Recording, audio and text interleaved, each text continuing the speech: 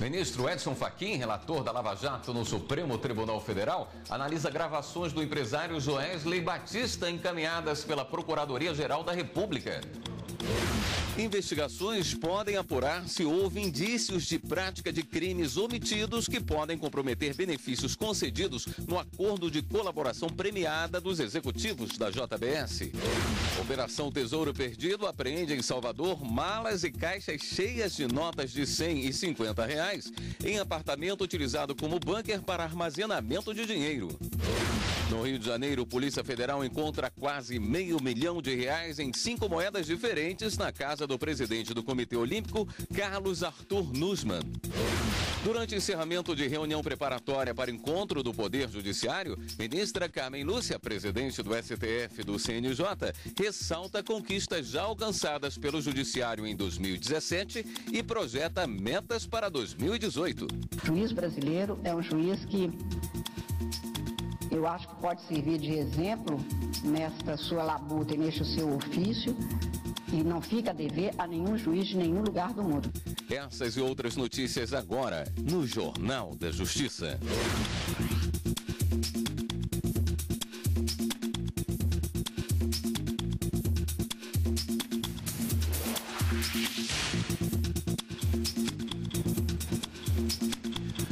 Boa noite. A primeira turma do STF nega pedido de habeas corpus de estrangeiro que foi preso em flagrante com 82 quilos de cocaína em São Paulo. Segundo o processo, o albanês está preso preventivamente há mais de 2 anos, aguardando o julgamento. Por conta disso, a defesa do estrangeiro propôs habeas corpus, alegando excesso de prazo para a formação da culpa. A relatora, ministra Rosa Weber, ressaltou que o homem foi preso em flagrante com grande quantidade de drogas, 82 quilos de cocaína, além de se apresentar à polícia com documento falso. A ministra reforçou também que, diante da dificuldade de falta de intérprete do idioma albanês, é compreensível a demora no andamento do processo. O feito está tendo um trâmite regular, não se pode falar em situação anômala que comprometa a efetividade do processo ou em desprezo estatal pela liberdade do cidadão, destacando que, na minha compreensão, a razoável duração do processo não pode ser considerada de maneira isolada e descontextualizada das peculiaridades do caso concreto, até porque a melhor compreensão do princípio constitucional aponta, na minha visão, repito, para um processo sem dilações indevidas. E votou pela manutenção da prisão, entendimento seguido pelos ministros Roberto Barroso e Luiz Fux. O ministro Marco Aurélio divergiu. Ele julgou que, independente de ser estrangeiro, o suspeito não pode ficar prejudicado pela demora nos trâmites jurídicos. Não posso fechar os olhos ao excesso de prazo da prisão dita provisória, configurado neste caso concreto. Por maioria de votos, a primeira turma negou o pedido e determinou celeridade no andamento do processo. Os ministros da primeira turma retomaram ainda o julgamento para analisar o recebimento da queixa-crime apresentada pelo deputado Jean Willis contra o deputado Éder Mauro por suposta difamação. Na semana passada, os ministros negaram o pedido da defesa de Éder Mauro para arquivar o caso.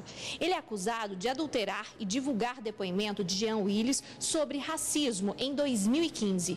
Por unanimidade, os ministros aceitaram a queixa-crime. O Jean Willis está coberto pela imunidade. Sim, é o querelante. Isso, querelante. Aí o que fez o querelante? Pegou essa fala e fraudulentamente cortou uma frase. Sim. Montou no Facebook e difundiu. Os colegas estão de acordo? Então, decisão recebida a queixa-crime. Polícia Federal cumpre mandado judicial em apartamento em Salvador. A Operação Tesouro Perdido é um desdobramento da Cui Bono. A Polícia Federal apreendeu 8 malas e 7 caixas lotadas de notas de R$100 e R$50 em um apartamento que seria utilizado pelo ex-ministro Gedel Vieira Lima em Salvador, na Bahia. A ação faz parte de investigação sobre fraudes na liberação de créditos da Caixa Econômica Federal. Os valores serão depositados em uma conta conjunta. Os mandados foram expedidos pela Justiça Federal em Brasília, que também aceitou no final de agosto denúncia da Procuradoria da República no Distrito Federal e transformou em réu o ex-ministro Gedel Vieira Lima por obstrução de justiça. Ele foi denunciado por tentativa de atrapalhar as investigações sobre desvios no Fundo de Investimentos do FGTS e atualmente cumpre prisão domiciliar. A Polícia Federal também cumpriu mandados da Justiça Federal do Rio de Janeiro na Operação Unfairplay, um desdobramento da Lava Jato. Os focos foram o desvio de dinheiro e a compra de votos para a escolha do Rio como sede das Olimpíadas de 2016. Na casa do presidente do Comitê Olímpico Brasileiro, Carlos Arthur Nussmann, foram encontrados quase R$500 milhão em dinheiro vivo. O que chamou a atenção dos policiais foi que foram encontrados valores em 5 moedas: real, dólar, libra, euro e francos suíços. Polícia Federal divulga dados da operação contra tráfico internacional de drogas em 5 estados e no Distrito Federal. Vídeos gravados no Porto de Santos mostram a ação dos traficantes embarcando remessa de drogas para a Holanda. De acordo com investigações, funcionários da segurança também ajudavam a quadrilha, alterando o posicionamento de câmeras do circuito interno ou apagando luzes do terminal. Com mandados expedidos pela Justiça, 75 pessoas foram presas em São Paulo, Minas Gerais e Brasília. 23 veículos foram apreendidos, além de armas, joias e pedras preciosas. Ao todo, foram cumpridos 190 mandados de busca e apreensão. A Justiça de São Paulo condenou o ajudante-geral Diego Ferreira de Novaes, de 27 anos, a 2 anos de prisão em regime fechado por um crime contra a dignidade sexual cometido contra uma mulher em 2013 na região da Avenida Paulista. Diego ficou conhecido na última semana após atacar 2 mulheres dentro de ônibus em São Paulo. Ele já estava preso desde o último fim de semana. Ao todo, ele já teria cometido 17 ataques sexuais contra mulheres. E você vai ver no próximo bloco do Jornal da Justiça. Durante o encerramento de reunião preparatória para encontro do Poder Judiciário, ministra Carmen Lúcia, presidente do STF e do CNJ, ressalta conquistas já alcançadas pelo Judiciário em 2017 e projeta metas para 2018. A gente volta já já.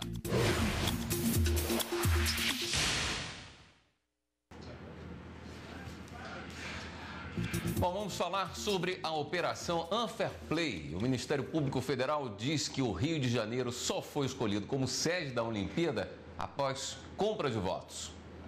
A Operação Unfairplay, deflagrada hoje pela Polícia Federal, cumpriu mandados de prisão preventiva contra o empresário Arthur Soares, dono da empresa Matchlock Capital Group. Ele é suspeito de integrar uma organização criminosa liderada pelo ex-governador do Rio, Sérgio Cabral, e de ter pago $2 milhões para comprar o voto da Federação Internacional de Atletismo na eleição que escolheu o Rio de Janeiro para sediar os Jogos Olímpicos. A compra teria garantido a Arthur Soares vantagens em contratos com suas empresas. Durante o mandato de Cabral, o empresário chegou a faturar 2 bilhões por ano. As investigações conseguiram demonstrar como a organização comandada por Sérgio Cabral atuou para praticar atos de corrupção e lavagem de dinheiro que desviaram mais de $100 milhões dos cofres públicos. Os recursos foram enviados para o exterior. O esquema foi descoberto após uma cooperação internacional entre os Ministérios Públicos brasileiro e francês. Na operação de hoje, também foram expedidos mandados de busca e apreensão na sede do Comitê Organizador dos Jogos Olímpicos 2016 e em mais 6 empresas. Também foram bloqueados diversos bens dos envolvidos, como apartamentos em área nobre do Rio de Janeiro, carros de luxo e aeronaves. O MPF conseguiu uma autorização para rastrear o dinheiro que foi enviado para outros países. O presidente do Comitê Olímpico Brasileiro, Carlos Arthur Nussmann, foi conduzido para a oitiva junto à Polícia Federal. Ele é acusado de ter sido figura central nos negócios para a escolha da sede dos Jogos Olímpicos, viabilizando o repasse de propinas do grupo de Cabral a membros africanos do Comitê Olímpico Internacional. Nussmann está proibido de deixar o país. O Superior Tribunal de Justiça considera a medida extrema a exigência do pagamento total da pensão alimentícia e possível prisão do devedor, quando a dívida já está acumulada há muito tempo. A liminar que chegou ao STJ foi para soltar um homem que havia sido preso por não pagar alimentos no valor de quase R$64 mil à ex-mulher. A defesa dele alegou que a dívida já tem quase 2 anos e perdeu o caráter emergencial. Sustentou ainda que a ex-mulher tem uma boa saúde e situação financeira que permite estabilidade sem necessitar da pensão. No STJ, o ministro relator Luiz Felipe Salomão observou que nessa situação não é necessária a coação civil extrema, no caso, a prisão. Segundo o ministro, o homem comprovou os acordos com a ex-mulher e os recibos do atual salário dela. Com isso, Salomão concedeu a liminar, mas determinou que o homem comprove o pagamento das 3 últimas parcelas da pensão, sob pena de revogação da ordem.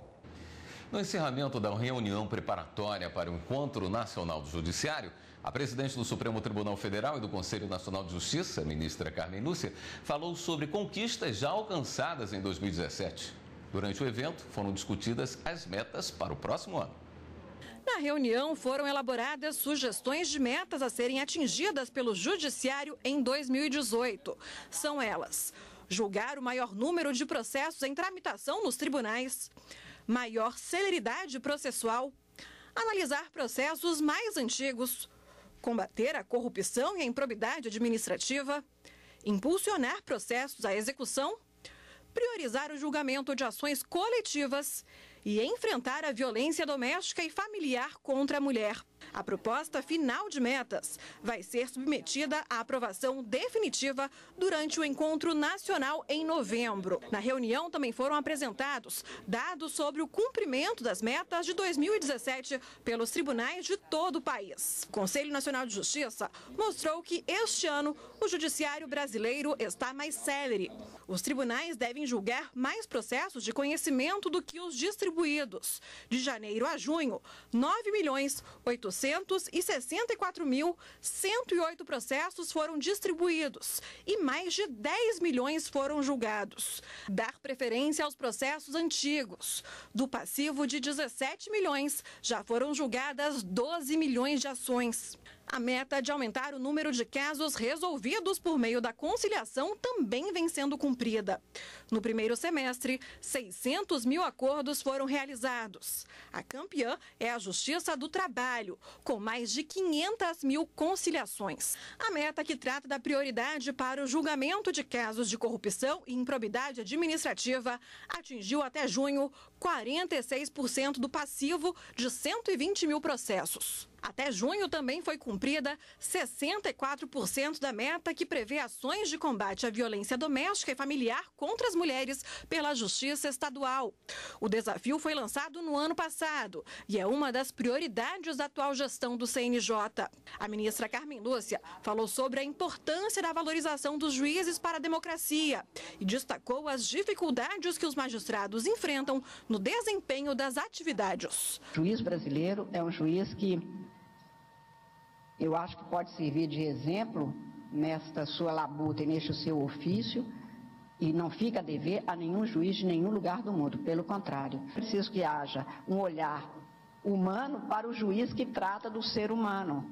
É preciso que haja um olhar funcional para o desempenho das suas atribuições. E é preciso que haja um olhar estrutural para as condições de trabalho dos juízes brasileiros, que muitas e muitas vezes trabalham em condições muito precárias. E você vai ver a seguir no próximo bloco do Jornal da Justiça. Em um ano, quase 3 mil casos de feminicídio são registrados no Brasil. A gente volta em instantes. Os novos áudios apresentados por Joesley Batista já estão sendo analisados pelo ministro Edson Fachin. O material enviado pela PGR ao relator da Lava Jato no Supremo Tribunal Federal cita autoridades e coloca em risco os benefícios dos acordos de colaboração assumidos pelos executivos da JBS. O material chegou ao Supremo Tribunal Federal no início da tarde. O conteúdo dos áudios não está sob sigilo, mas caberá ao ministro Edson Fachin, relator do caso no STF, a decisão sobre a divulgação do áudio completo. O material entregue por Joesley Batista coloca em risco os benefícios da colaboração premiada, homologada em maio. Cláusulas contidas nos acordos prevêem que qualquer fato ilícito não mencionado pode levar à rescisão do acordo. A apuração de possíveis omissões por parte de 3 delatores já foi determinada pelo Procurador-Geral da República, Rodrigo Janot. O MPF atuou na mais absoluta boa-fé para a celebração desse acordo. Se ficar provada qualquer ilicitude, o acordo de colaboração premiado será rescindido. Poderá chegar até a rescisão. A eventual rescisão do acordo não invalida, repito, não invalida as provas até então oferecidas. Conforme a lei que disciplina a colaboração premiada, se a culpa do colaborador ensejar a rescisão do acordo, ele perde todos ou alguns dos benefícios, depende de como vamos modular isso, e o Estado aproveita todas as provas apresentadas pelos colaboradores. Para Janot, o conteúdo dos áudios é gravíssimo. Nas gravações de diálogos entre Joesley Batista e Ricardo Saúde, são mencionadas a PGR e o STF. Há menção também sobre supostos ilícitos envolvendo o procurador da República, Marcelo Miller, que estaria ajudando os interlocutores no sentido de influenciar decisão do Procurador-Geral da República. Rodrigo Janot considera que a conduta configura em tese crime e ato de improbidade administrativa. Tais áudios também contêm indícios, segundo esses 2 colaboradores, de conduta em tese criminosa atribuída ao ex-procurador Marcelo Miller. Ao longo de 3 anos, Marcelo Miller foi auxiliar do gabinete do Procurador-Geral, convocado por suas qualidades técnicas. Não há ninguém que republicanamente esteja a salvo da aplicação da lei. O Ministério Público tem uma mãe, que é a Constituição e a lei. E sob esse manto atuamos, independentemente de quem tenha agido. Para a defesa do dono da JBS, houve interpretação equivocada do material. Em despacho há pouco, o ministro Edson Fachin informou que, quanto ao sigilo, se trata de conversa gravada e disponibilizada pelos próprios interlocutores, razão pela qual nenhuma dúvida remanesce a respeito da licitude da captação do diálogo e de sua juntada aos autos como elemento de prova. No que diz respeito à possibilidade de publicização do conteúdo, uma vez que do conteúdo dos diálogos se observam elucubrações a respeito da vida privada e íntima de terceiros, o regime da publicidade dos atos processuais é a regra geral eleita pela Constituição da República. O ministro do Supremo Tribunal Federal, Gilmar Mendes, que também é presidente do Tribunal Superior Eleitoral, em visita oficial à França, falou sobre os novos áudios entregues por Joesley Batista. Nas gravações, Joesley teria citado ministros do Supremo Tribunal Federal. O Supremo pode ter errado e não ter feito avaliações e não ter talvez colocado limites, eu defendi, mas não tem nada a ver com isso. Está tentando envolver ministros e tal, falava de Zé Eduardo Cardoso e os ministros do PT, nada com isso, não tem nada com isso. O presidente falou ainda da importância da Operação Lava Jato para o Brasil e afirmou que as investigações sobre casos de corrupção devem continuar, mesmo com uma possível cassação da delação da JBS. Se vocês olharem todos os meus pronunciamentos sobre a Lava Jato, acho que foi uma grande contribuição. Eu acho que precisava, inclusive, desse choque. Para o ministro, a atuação da Polícia Federal durante as investigações da operação merece elogios. O órgão mais responsável nesse contexto todo foi a Polícia Federal. Foi o órgão que mais se pautou por institucionalidade, que mais se orientou por regras. Por fim, o ministro Gilmar Mendes afirmou que não se sente suspeito para julgar qualquer político. Para o presidente do Tribunal Superior Eleitoral, relações pessoais não devem interferir em julgamentos. Se a gente não conseguisse fazer essa distinção, nós não somos dignos de estar na posição que estamos. A defesa do presidente Michel Temer protocolou no Supremo Tribunal Federal uma petição para ter acesso aos áudios gravados e entregues pelos empresários da JBS à Procuradoria-Geral da República. O pedido também inclui acesso a outros áudios apagados do gravador usado por Joesley Batista, mas recuperados pelo Instituto Nacional de Criminalística da Polícia Federal. E o presidente nacional da OAB, Cláudio Lamáquia, também encaminhou ofício ao ministro Edson Fachin, relator da Operação Lava Jato no STF, pedindo para que seja levantado o sigilo e disponibilizada a íntegra dos novos áudios e informações apresentados por integrantes do Grupo JBS. O presidente da OAB pede que, caso Fachin entenda necessária a manutenção do sigilo, seja franqueado o acesso à OAB sob o compromisso legal de preservação do sigilo para fins de avaliação das medidas jurídicas cabíveis. Na visita oficial que fez à França, o presidente do TSE, o ministro Gilmar Mendes, também falou sobre a simplificação de campanhas eleitorais. Em visita oficial de 3 dias à França, o ministro Gilmar Mendes falou sobre o sistema de prestação de contas eleitorais do país europeu, que permite o reembolso de recursos não utilizados para candidatos, e ressaltou a importância da fiscalização. Nós temos um sistema de reembolso das despesas dos candidatos, e no Brasil também já se discutiu, né? E por isso a prestação de contas é importante, porque se não houver a prestação de contas regular, né? E nós estamos tentando aprimorar já há algum tempo o nosso sistema. Ao falar sobre contas eleitorais, o presidente do TSE lembrou uma sugestão feita por ele mesmo, de simplificar as campanhas no rádio e na televisão para diminuir os gastos em períodos eleitorais. E nós estamos discutindo isso. Eu até apresentei no Brasil uma proposta de simplificação, de tirar todos os artifícios na campanha eleitoral. Se não contiver as despesas, não há mãos a medir em relação às receitas. Então nós temos que atacar essa questão dos custos. A lei do feminicídio oferece tratamento mais rigoroso ao assassinato de mulheres e trata o crime como hediondo. Mesmo assim, entre março de 2016 e março deste ano, foram registrados quase 3 mil casos no país. Neide Rodrigues Ribeiro era policial militar reformada do Distrito Federal e teve a vida interrompida aos 47 anos pelo marido, também militar. Ele não aceitou o fim do relacionamento de mais de 20 anos. O crime aconteceu em 2015. O relacionamento era conturbado, né? Ele, por ser uma pessoa muito violenta e de poucos amigos, inclusive até os seus próprios familiares se afastaram dele. Ela relatava, né, claro, a gente via a tristeza no semblante dela e pedia separação, pedia para ele viver a vida dele, ela dela, mas ele relutava. E era assim a vida, né? Ele, infelizmente, chegou ao ponto, né, dele ceifar a vida de minha irmã. Neide morreu 31 dias após a sanção da lei de feminicídio, que dá outro tratamento aos crimes contra a mulher em razão do gênero. Em março deste ano, o marido de Neide foi considerado culpado por um júri popular pelo assassinato da mulher.